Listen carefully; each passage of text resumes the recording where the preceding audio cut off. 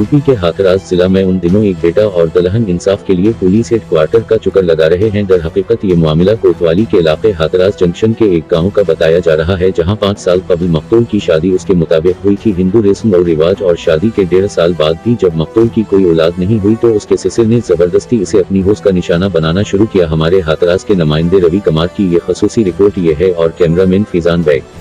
क्या घटना हुई आपके साथ में?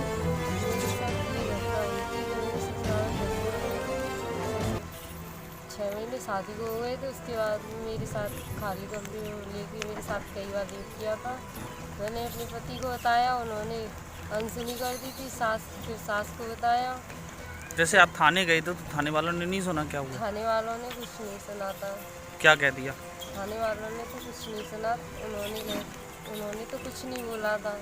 तो फिर तब आप कानूनी आप जो न्यायालय आए, न्यायालय का दरवाजा खटखटा रहे हैं तो न्यायालय से न्यायालय का थाने में नहीं सुनवाई हुई, तब हमने न्यायालय का दरवाजा खटखटाया।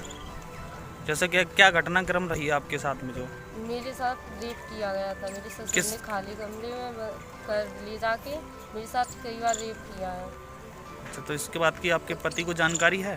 हाँ, पति को जानकारी थी। पति ने फिर घर से निकालने की कोशिश धमकी दी है? दी है।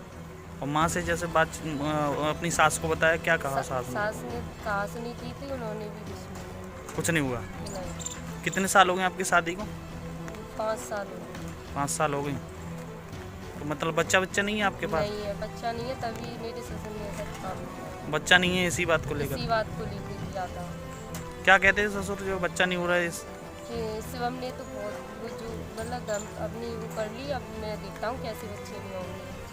अच्छा, आपके ससुर ने कहा? हाँ, तो आपके साथ में कई बार उन्होंने गलत काम किया?